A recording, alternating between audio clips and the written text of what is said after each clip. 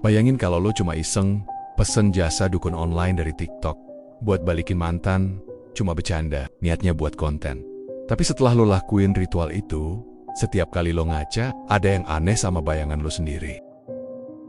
Dia diem, geraknya nggak sinkron, kadang senyum sendiri, dan lo sadar, itu bukan lo, itu sesuatu yang pengen gantiin lo dari dalam cermin.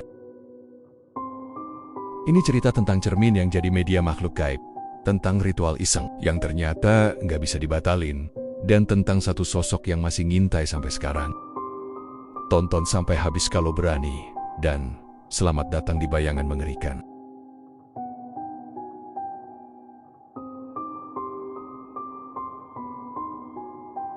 Awalnya gue cuma iseng. Malam itu gue lagi rebahan ya kayak biasa. Gue nggak bisa tidur. Scroll TikTok sampai masuk ke FYP yang rada-rada aneh. Muncul satu akun yang lumayan gelap-gelap gitu tampilannya. Tapi bukan kayak konten horor biasa. Ada satu akun dukun online tapi beda dari bayangan gue. Bukan yang pakai jubah putih atau dupa gitu. Malah kayak anak muda biasa. Pakai hoodie, duduk di ruang gelap. Mukanya setengah ketutupan bayangan. Cara dia ngomong tuh pelan banget. Kayak bisikan. Nadanya bikin merinding, padahal belum ngomong yang serem-serem amat. Di bio akunnya tertulis, bisa bantu mantan balik, bikin orang nyesel, buka aura rejeki, dan lihat siapa yang jagain kamu dari alam lain. Gue mikir, ini apaan sih? Tapi karena penasaran, gue scroll ke kolom komentar. Dan itu yang bikin gue mulai merinding. Komennya banyak banget yang bilang berhasil. Ampuh kak, dia bales chat lagi. Setelah ritual, gue mimpiin dia terus. Terus yang paling aneh, cerminku berubah bentuk kak. Sumpah nggak bohong. Gue masih ketawa-tawa sendiri, mikir ini cuma konten iseng. Tapi ya sialnya, gue jadi kepikiran. Jadi buat lucu-lucuan gue DM tuh akun. Isinya cuma gini bro. Gue pengen coba ritual buat mantan. Tapi jangan serem-serem ya, gue takut. Dan langsung dibales. Cepet banget malah. Pesannya cuma satu. Tunggu jam 2 malam. Siapkan cermin, lilin putih, dan bilang namamu 3 kali sambil lihat bayanganmu. Jangan bercermin sampai matahari terbit. Gue sempet ragu, tapi ya karena otak gue lagi butek dan mikir ini cuma buat konten seru-seruan. Gue bales aja. Serius loh, ya udah deh gue coba. Dan malam itu gue lakuin semua sesuai instruksi. Dan itu awalnya, awal dari semuanya. Gue kira itu cuma ritual iseng yang bakal gue lupain besok paginya. Tapi kenyataannya beda. Sejak malam itu, ada yang berubah. Bukan cuma perasaan gue, tapi beneran. Cermin di kamar gue gak sama lagi. Biasanya gue ngaca pagi-pagi buat lihat betapa berantakannya rambut gue habis tidur. Tapi hari itu pas gue berdiri di depan cermin, ada yang ganjil. Bayangan gue diem, padahal gue udah miringin kepala ke kiri. Tapi bayangan gue kayak mikir dulu sebelum ikut gerak. Telat kayak dia, bukan cuma ngikutin refleksi, tapi kayak nunggu instruksi dulu. Gue sempet ngerasa, mungkin gue kecapean, semalam kan tidur agak larut. Tapi keanehan itu gak berhenti, malah makin sering. Bayangannya mulai kelihatan beda, kadang dia kelihatan lebih tinggi, kadang mukanya agak buram, kayak berembun padahal kaca bersih. Dan paling parah, waktu gue iseng lihat ke cermin pas lampu mati, cuma cahaya dari luar kamar yang masuk. Gue lihat bayangan itu senyum. Senyum kecil, tapi bukan senyum gue. Gue waktu itu lagi datar-datar aja, gak ada ekspresi. Besoknya gue langsung tutup cermin itu pakai kain gelap, gak mau lihat lagi. Tapi anehnya, kadang gue bangun pagi dan kainnya udah jatuh ke lantai. Padahal malamnya gue udah yakin ikat kuat. Dan hal yang paling ganggu adalah lilin putih yang gue pakai buat ritual malam itu, yang udah gue matiin dan simpen di pojok meja, sekarang sering nyala sendiri, selalu di jam yang sama, jam 2 pagi. Gue pernah coba buang lilinnya ke tempat sampah depan kos. Tapi besoknya, dia balik lagi ke meja, persis di tempat semula. Gue mulai mikir, ini bukan efek sugesti atau ngantuk. Ada sesuatu yang nempel dan kayaknya semuanya mulai dari cermin itu. Karena makin hari gue ngerasa nggak tenang, akhirnya gue mutusin buat ngechat lagi si dukun online itu. Tapi pas gue buka DM-nya, akunnya udah nggak ada.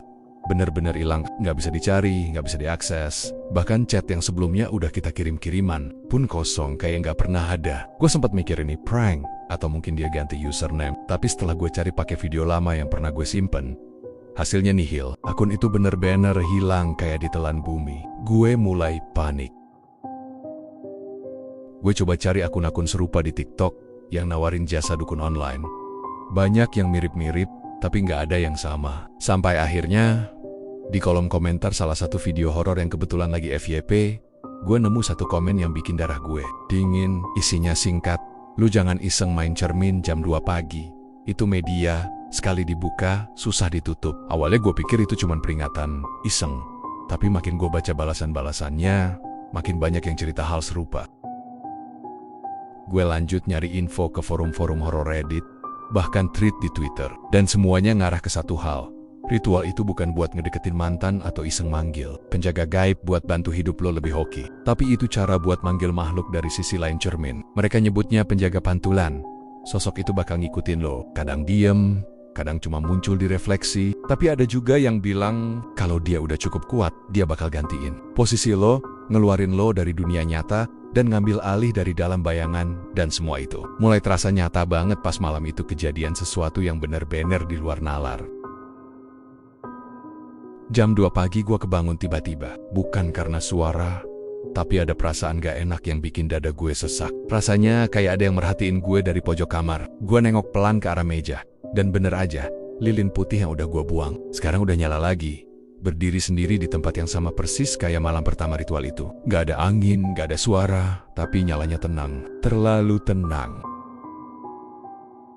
Gue berdiri, ngerasa kaki gue dingin banget, kayak menginjak es. Perlahan gue nengok ke arah cermin yang seminggu terakhir gue tutup pakai kain.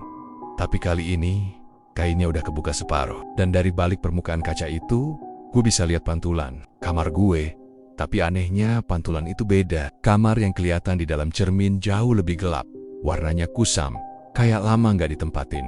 Debunya tebal, bahkan ada semacam noda hitam di ujung langit-langit yang nggak ada di kamar aslinya. Dan di tengah pantulan itu, ada gue, atau sesuatu yang mirip gue. Tapi dia berdiri membelakangi kaca diam, nggak gerak. Gue deketin pelan, jantung gue udah kayak mau copot. Sambil gemeter, gue bisik, "Siapa lo?" Perlahan, dia mulai noleh, gak buru-buru, kayak nikmatin setiap detik yang lewat.